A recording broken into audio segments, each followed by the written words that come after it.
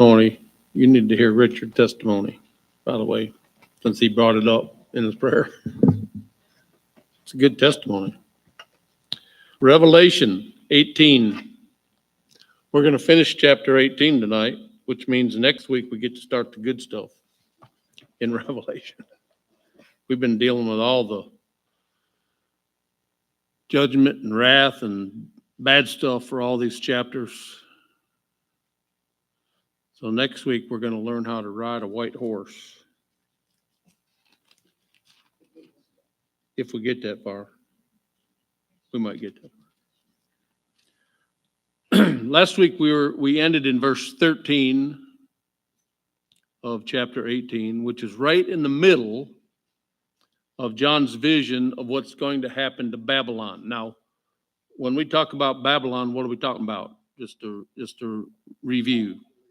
We're talking about the false religion of the Antichrist. It's also Babylon, the place.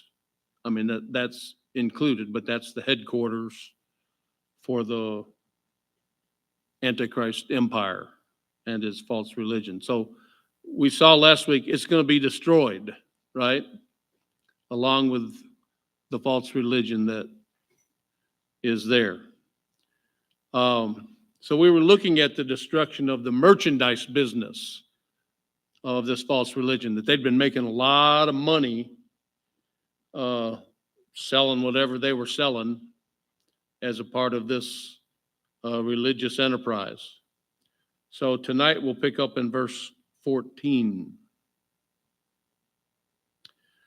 The fruit that your soul longed for has gone from you, and all the things which are rich and splendid have gone from you, and you shall find them no more at all. So this is saying God's going to bankrupt this religious system that's made so many people rich. There's an interesting phrase at the end of the verse. It says, and you shall find them no more at all. See that? In the Greek, no more at all, watch this, is a double negative. What does that mean? That's the strongest form of negation possible in the Greek language. So the angel is saying, or God is saying, whoever's saying this, I'm going to destroy all this, and you ain't never going to find a bit of it. It's gone forever. These items, which were so splendid and made you so rich, will never be found again. Don't even think about it. That's what he's saying. Verse 15. The merchants of these things who became rich by her will stand at a distance for fear of her torment, weeping and wailing. So these merchants are going to be horrified by the awful destruction of their materialistic empire. And all they can do is stand at a distance and watch it go up in flames. Their weeping begins at the destruction of Babylon, and it's going to last for eternity in hell.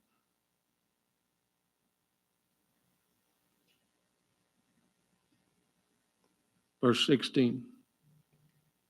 Oh, wait, I don't want to go to verse 16 yet. It's a reminder of what Jesus said in Mark 8, 36 and 37. Here's what he said. For what shall it profit a man if he gains the whole world and loses his own soul? Or what will a man give in exchange for his soul? That's a pretty good question, isn't it? What does a man profit if he gains the whole world and loses his soul? I've told you before, I've preached a lot of funerals in my almost 43 years being a pastor. I've never seen a U-Haul behind the hearse. Never. When we leave it all behind, don't we? Whether we got a little or a lot, we leave it all behind. I think I've told you the story about the guy who said to his wife, I put a suitcase full of money right above my bed up in the attic. So when I die and I go up, I'm going to grab it on the way. Well, he died not long after that. And after the funeral and everything was over, she got to thinking about that suitcase full of money. So she climbed up in the attic, and there it was. And she thought, I knew he should have put it in the basement.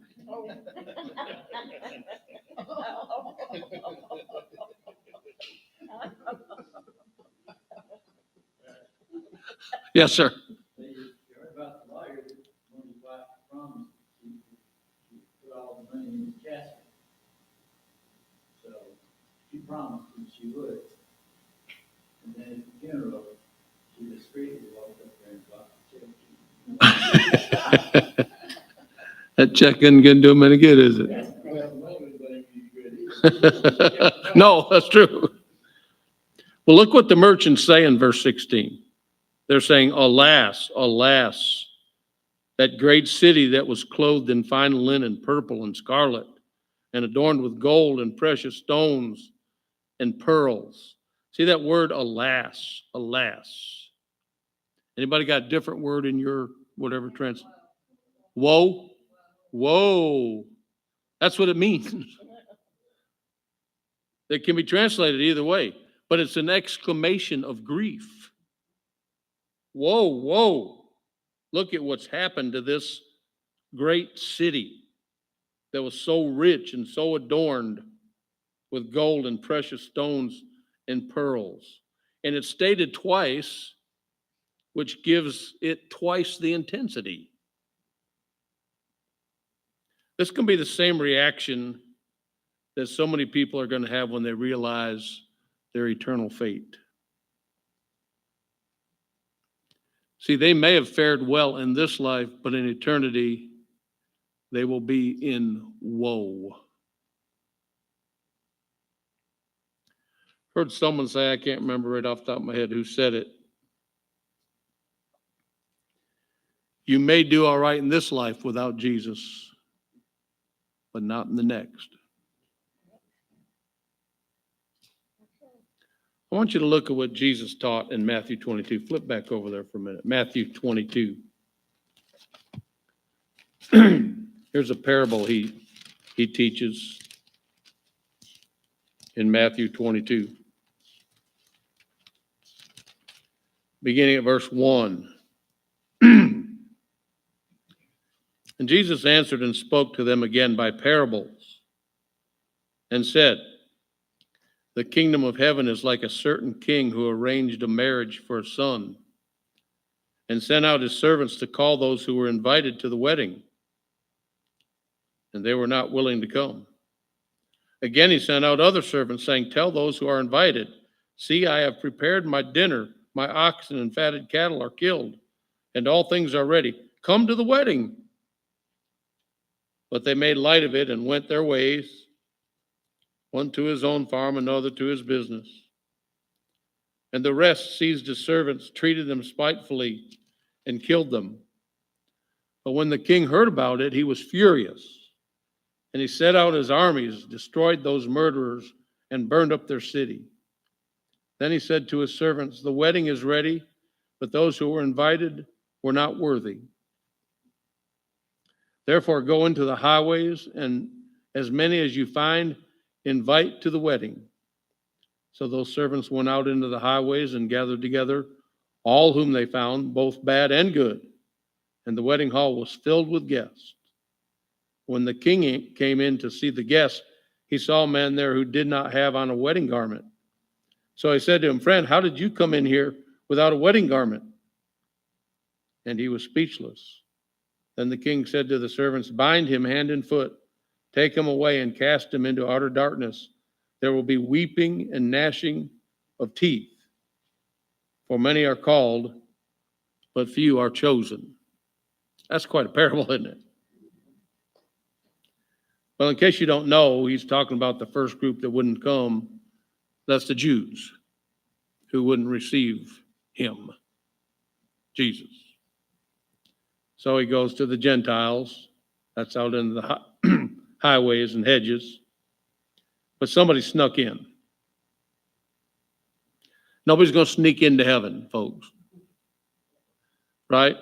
Nobody's gonna, hey, when my mom had Alzheimer's and she was in assisted living and here and coming, and I'd go see her. And so one day I was sitting there, and the front part of the place was just for older folks, assisted living, but not memory care. Thank you. I need it myself. So there was a door dividing the two sections.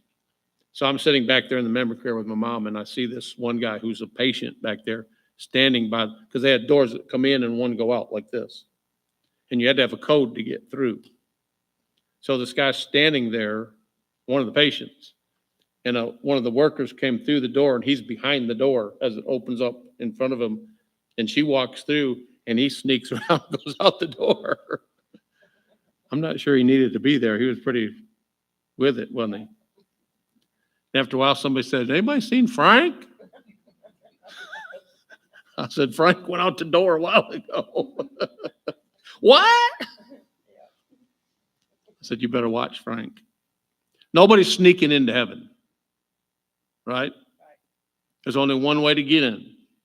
Jesus said, what? I am the way, the truth, the life.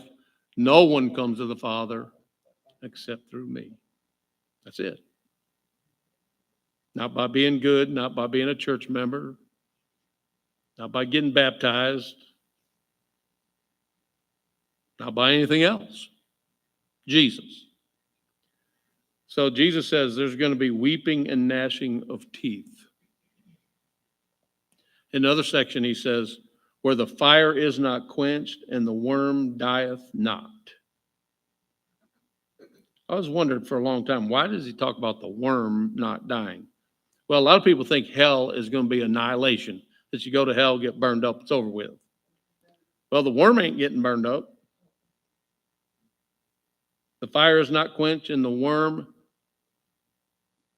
is not burned up. So neither is anybody else. Hard to imagine, isn't it? All right, back to our text. These folks are not going to be happy. Woe, woe. Alas, alas. Verse 17. We're going to read 17 and 18. For in 1 hour, such great riches came to nothing. Every shipmaster, all who traveled by ship, sailors, and as many as trade on the sea, stood at a distance and cried out when they saw the smoke of her burning, saying, what is like this great city? Here's a third group of people who are losing it all, losing their business, losing their vast income. It's the people that are hauling all this stuff, the ships. They didn't have 18-wheelers or it would have been them, right? These are the people hauling the merchandise. They're going out of business as Babylon and this false religion crumbles. And notice again how quickly it crumbles. It says in 1 hour. Now, I don't know if that's literal or not. I tend to think it's not. But at the very least, it signifies a quick and sudden destruction. This is going to be quick. If you look back at chapter 13 and verse 4, this is what they said about the city. Chapter 13, verse 4. So they worshiped the dragon who gave authority to the beast. And they worshiped the beast, saying, who is like the beast? Who is able to make war with him? So what seemed to be an indestructible empire comes crashing down very quickly when God begins to pour out his judgment. So when God says, that's enough, it doesn't take him long to destroy the devil's kingdom, does it? By the way, I think we give the devil too much credit sometimes. Do you? I mean, no doubt he's a powerful angel. He was one of the archangels. He was the Bible tells us, the most beautiful angel God created. Had jewels on his chest, and the glory of God radiated off his jewels, and it made him think, hey, look at the glory coming from me. And that's what caused his downfall. He got eat up with pride, didn't he? He's powerful, but the Bible says greater is he that is in us than he that is in the world. Right? And one day God's going to make that crystal clear. The devil is going to be put in his place. Won't that be nice?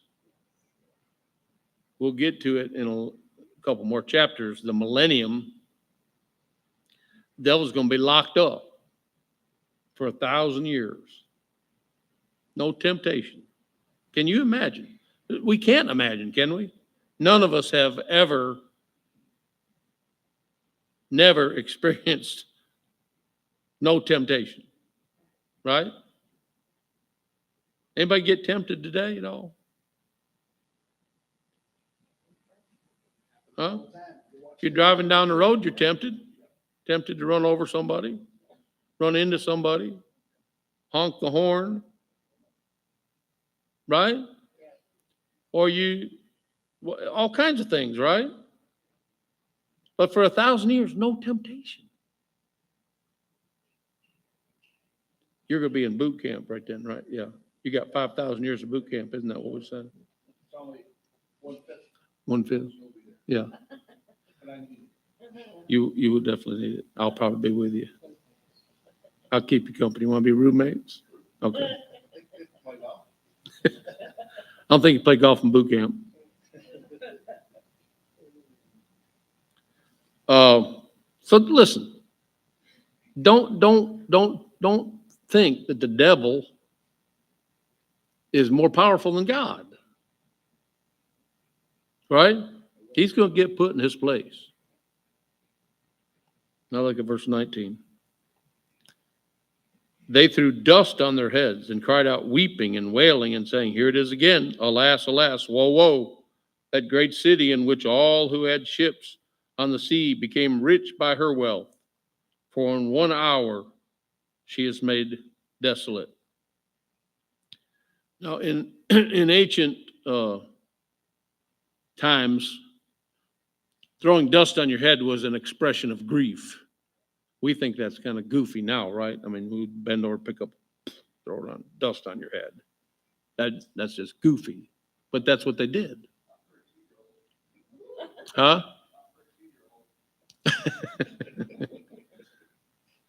It wouldn't bother me too bad because it just falls off. You know, you people with hair, you got to deal with it, right? So they're expressing great grief, just like the rulers and the merchants. These people who are delivering the goods are crying out, they're weeping and wailing, and again they're saying, alas, alas, woe, woe. What's interesting is, as we've talked about several times, this is not an expression of repentance. This is an expression of grief over the loss of their wealth, the ability to make this great money. You know, those who love money and riches can never get enough. You've heard of John D. Rockefeller, right? I think he was the first millionaire in the United States. John D. Rockefeller. Somebody asked him one time, Mr. Rockefeller, what? You know, how much money does it take to be happy? And he said, a little bit more. See, now when Rockefeller, $1 million then was that's like probably being a billionaire now, right? Just a little bit more. Never enough. Do you remember the parable Jesus told in Luke chapter 12? Here's another parable he told that has to do with this. Look at this. Luke chapter 12, beginning of verse 16. Then he spoke a parable to them, saying, the ground of a certain rich man yielded plentifully. And he thought within himself, saying, what shall I do, since I have no room to store my crops? So I said, I will do this. I will pull down my barns and build greater. And there I will store all my crops and my goods. And I will say to my soul, soul, you have many goods laid up for many years. Take your ease, eat, drink, and be merry. But God said to him, fool, this night your soul will be required of you. Then whose will those things be which you have provided? So is he who lays up treasure for himself and is not rich toward God. Ooh.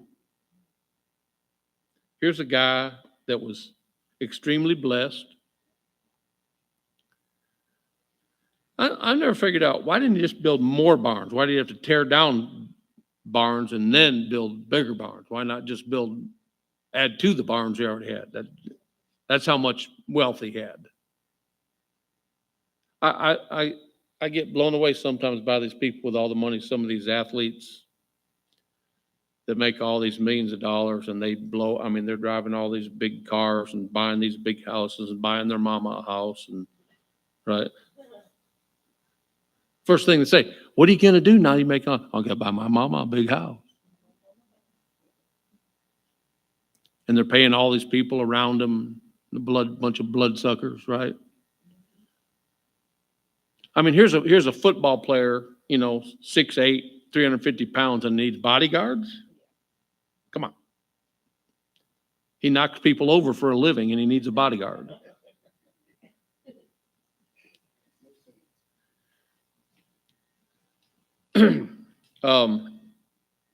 It's never enough, right? The Apostle John wrote this in 1 John 2:15. Do not love the world or the things in the world. Now, we know we need some things in the world, right? That's not John's warning here. His warning is, as Jesus was as well in that parable, do not get consumed with the stuff of this world. That's the warning. Because what happens when you get consumed with stuff? Stuff wears out, stuff breaks, stuff rusts, new stuff comes out, updated, right? But it's easy to do, isn't it? It's easy to get consumed with stuff. The advertisers do a great job, don't they? I want you to look at what Paul writes in 1 Timothy chapter 6. He's writing to rich folks. Here's what he says in 1 Timothy chapter 6, verses 6 through 8. Now godliness, watch this, godliness with contentment is great gain. For we brought nothing into this world, and it is certain we can carry nothing out. And having food and clothing, with these we shall be content. Godliness with contentment is great gain. You know what Paul said in Philippians 4:11? Not that I speak in regard to need, for I have learned in whatever state I am to be content. Hey, I've lived in New York, Pennsylvania, Michigan, Virginia, North Carolina, South Carolina, and Georgia. I've lived in 7 states. I've learned to be content in all of them. That's not what he's talking about, is he? I want you to notice Paul says, I have learned to be content. That's not natural for us to be content. Because like I said, the advertisers do a great job. So it's not an easy place to get to, contentment. Godliness with contentment is great gain. But it's a place we ought to try to go, try to get to. That I'm content with what I've got. If God gives me more, great. If God doesn't give me anything, great. If God takes everything I have, great. Remember Job? I mean, he was one of the wealthiest men around. God allowed the devil to take everything he had, even his family, except for his wife, who told him to curse God and die. And Job says, the Lord gave and the Lord took away. Blessed be the name of the Lord. Can you say that? Could you say that? God took everything you had.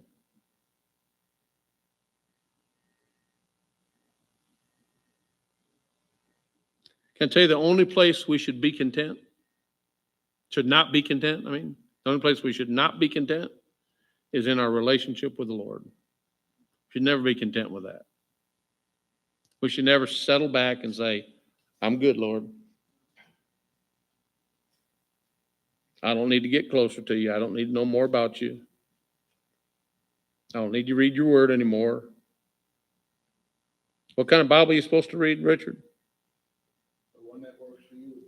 The one that you'll read, right? I've had more than one person say, you didn't tell us which Bible we're supposed to read. Yes, I did. The one that you'll read is the one you should read, right? All right. Well, I think I caught that rabbit, don't you?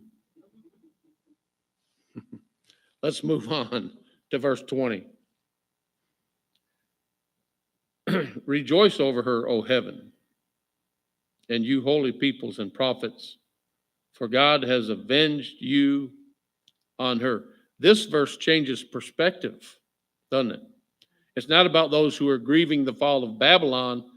It's coming from the perspective of the redeemed in heaven, the people who are in heaven.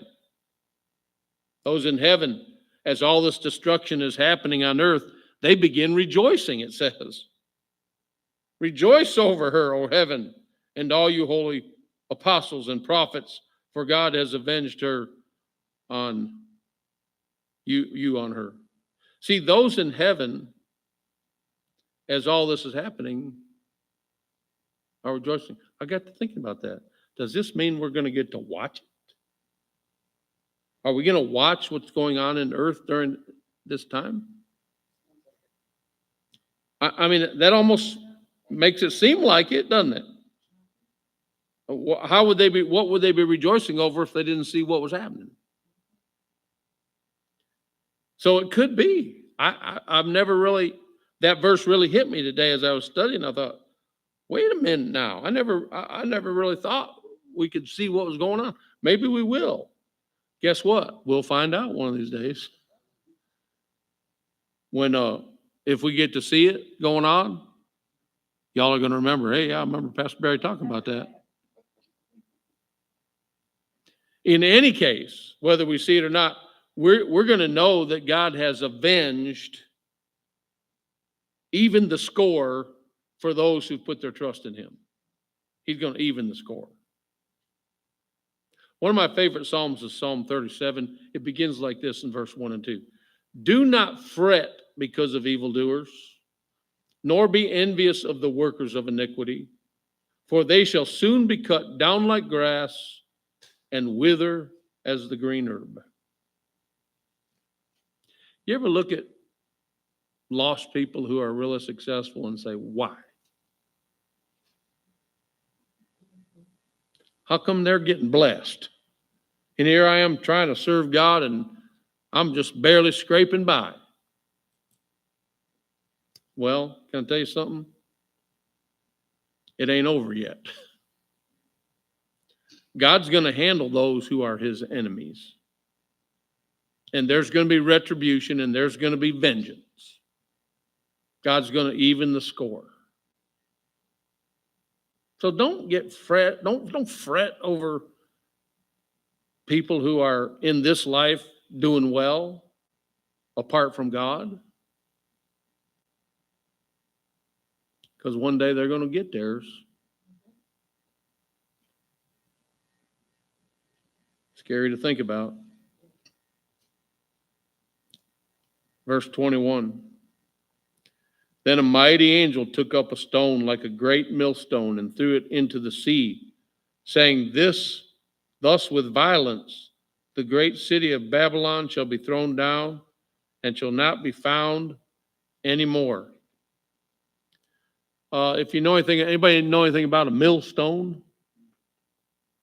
Millstone was a huge, round, leveled off rock, kind of like a caveman wheel, right? They used it to grind on. Probably, a foot or more thick rock, large in circumference, diameter, heavy. One time Jesus said, hey, if you offend one of my little ones, it'd be better that you have a millstone hung around your neck and you get thrown into the sea. Well, guess what happens if you have a millstone hung around your neck and you get thrown into the sea? You ain't coming up. That's a mob cement shoes kind of deal, right?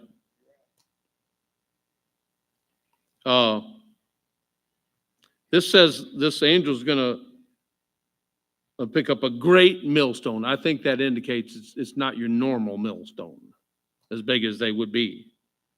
And he throws it into the sea. Now, think about what might happen if a huge millstone is thrown into the sea.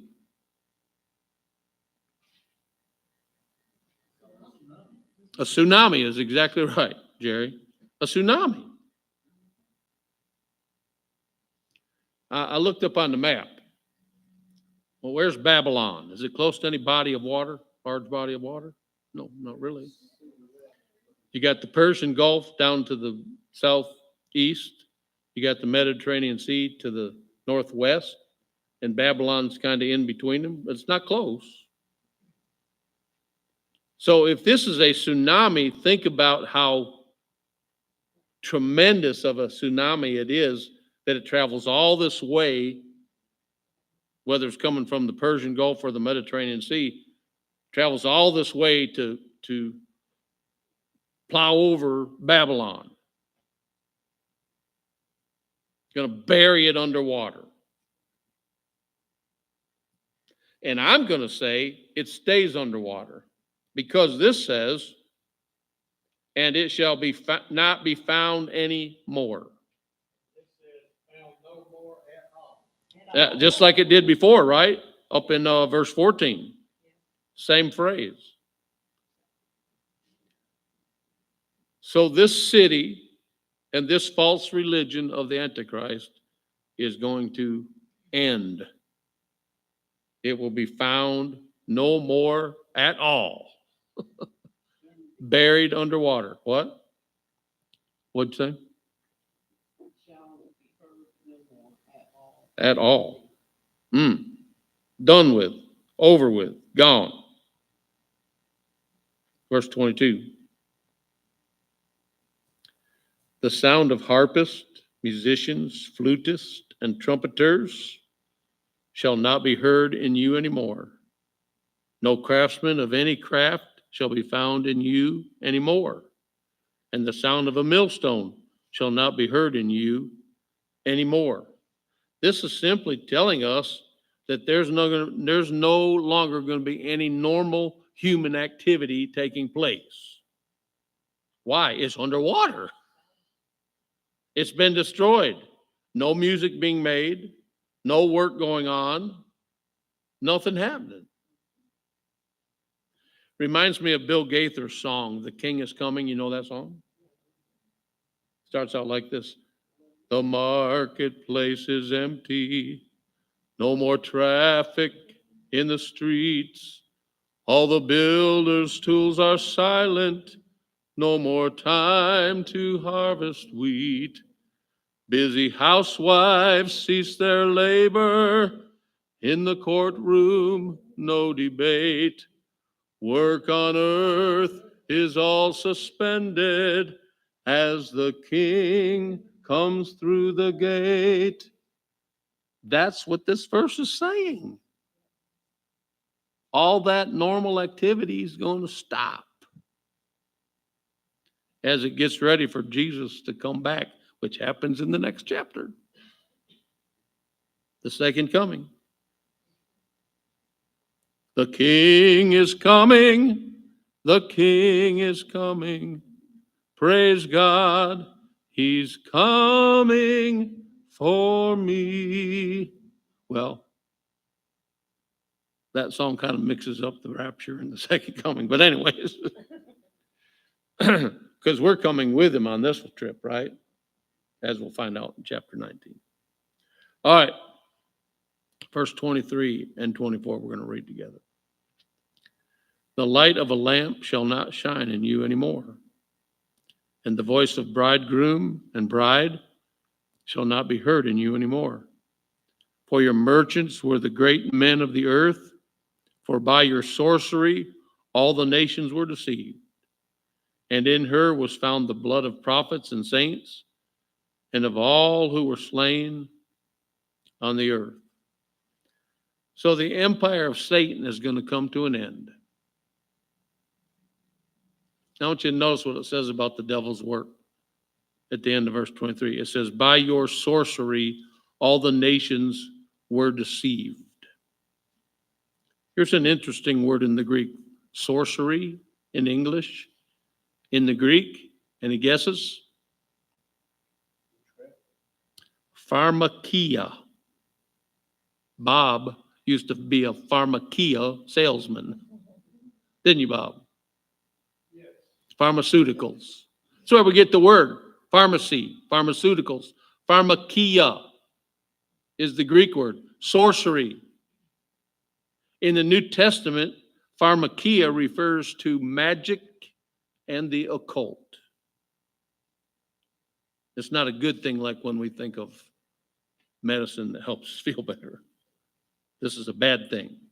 See, folks, the devil's plan from the beginning was to deceive everyone to ignore God. Right? From the very beginning. After he got thrown out of heaven for his rebellion, he started his work in the garden, right? And remember, he talked to old Mrs. Eve. And here's what he said to her in Genesis chapter 3. Has God indeed said? See, the devil always questions what God says, doesn't he? Has God indeed said, you shall not eat of every tree of the garden? And the woman says, we can eat of all the trees except one. And if we eat of that tree, God said, we will surely die. And the devil says, you will not surely die. For God knows that in the day that you eat of it, your eyes will be opened and you will be like God.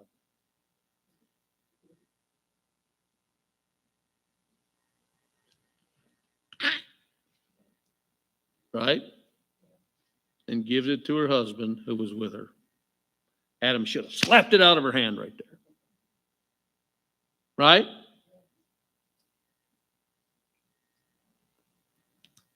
Satan's been doing that for the last 6,000 years. Did God really say you shouldn't do that? I'm going to tell you why he doesn't want you to do that. That's what the devil says to us. Remember the old Lay's commercial? Nobody can eat just one. I can't. Publix has these new chips. In fact, I'm stopping on my way home to get some. They're Publix brand. I shouldn't tell you because then you'll go buy them and I won't be able to get them. They're salt and pepper. They are the best potato chips I've ever put in my mouth. Kettle cooked, salt and pepper. I went in there the other day to get some and they didn't have any. I was so upset. But I opened that bag. Well, you know, now when you open a bag of potato chips, it's only like half full, right? They've got all that air in there, you know, think you're getting this big bag of potato chips. You're not. I open that bag and I eat one. If you gave me $10,000, and said, Pastor, if you put that bag down, don't eat another one, I'll give you $10,000. I said, forget it.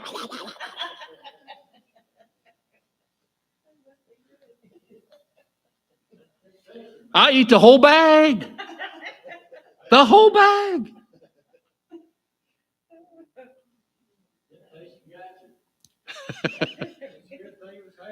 That's right. See, the devil wants to deceive people, doesn't he? And he's good at it. He's been practicing for a long time. But deception's not his only goal. This verse tells us that he enjoys persecuting the saints of God. Did you see that? Verse 24, and in her was found the blood of prophets and saints, and of all who were slain on the earth.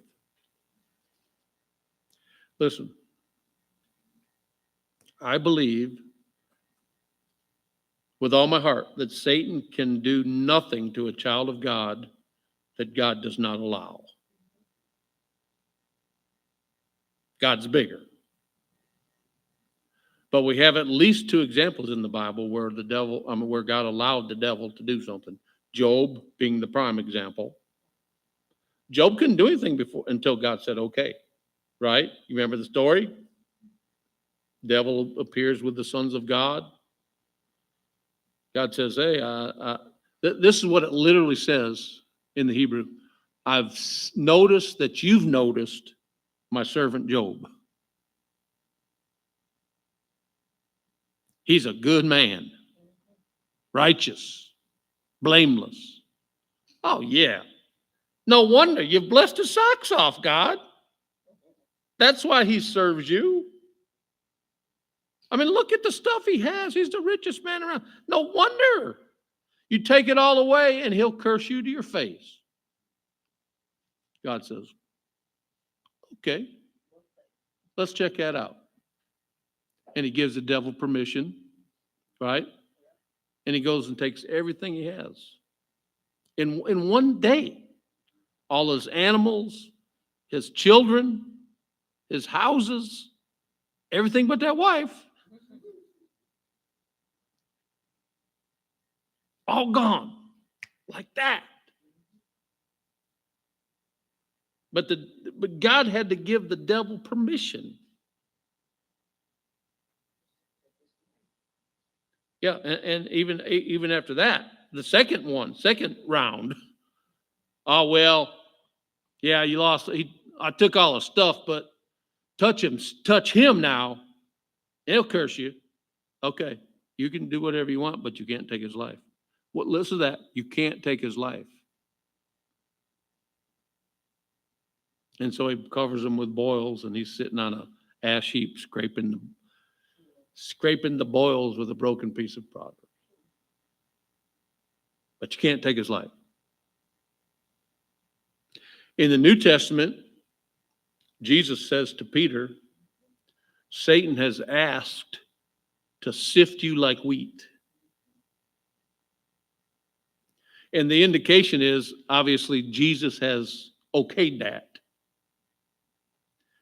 But Jesus says to him, but I've prayed for you. That when it's all over, you'll return stronger and strengthen your brethren. So here's what I'm saying to you. The devil can't do anything to the child of God unless God allows it. But it appears, from the story of Job at least, and from this verse 24, that for some of God's children, God allows Satan to take their life.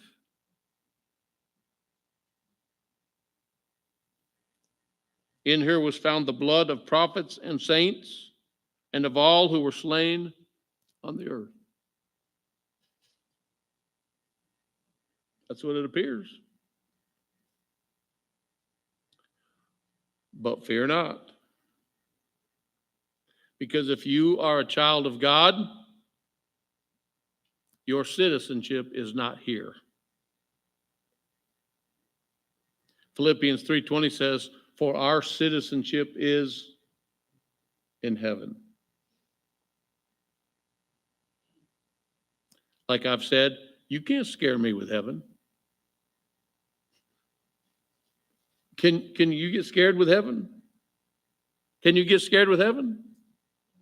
As I've said many times, the worst thing that can happen to us in this life, just in this life, the worst thing that can happen to us is what? We die. Lose our life. That's the worst thing. If that's the worst thing that can happen to us as a child of God, it's just sooner in heaven, right? What a day that will be when my Jesus I shall see, when I look upon his face, the one who saved me by his grace, when he takes me by the hand and leads me through the promised land. What a day, glorious day that will be. What's so bad with a glorious day? Right?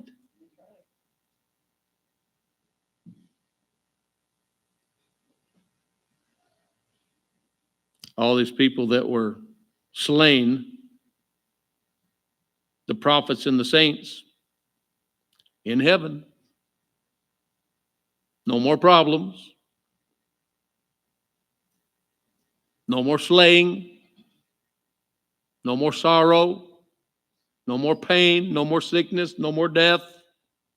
For the former things have passed away. We'll read that in a couple of chapters. That verse. Hey, you can't scare me with heaven. I need talking about heaven. I don't know if this is about heaven or not, but I had a strange dream the other night. I need some Josephs. I need a Joseph to interpret this for me. I told Al and Larry this, they couldn't do it.